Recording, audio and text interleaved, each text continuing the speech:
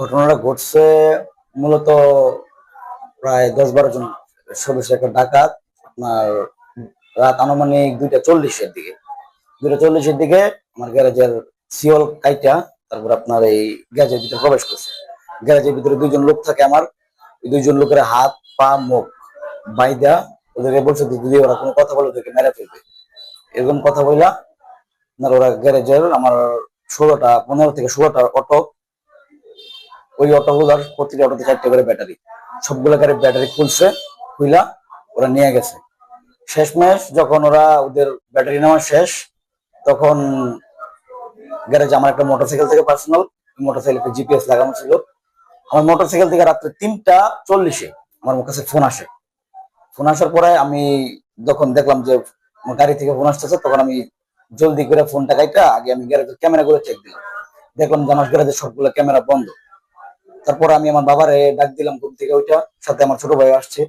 আসে আমি গ্যারেজের সাইডে গ্যারেজের পাশে দেখলাম একটা পিক আপ দাঁড় করানো, 3 টনের একটা পিক আপ আনুমানিক, এটা দাঁড় করানো।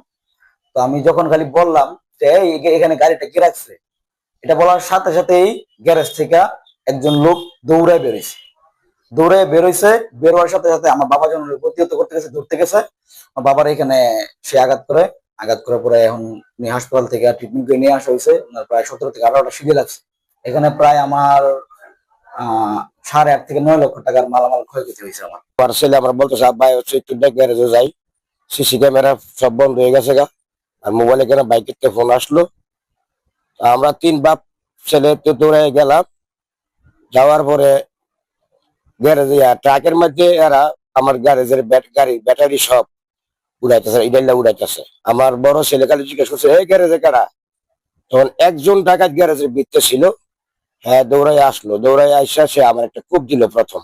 আমার এখানে 18টা সেলাই আছে, এদের মাঝে 18টা সেলাই আছে। হ্যাঁ, ফালা দিছে পরে আমি পেটের মাঝে ধরছি।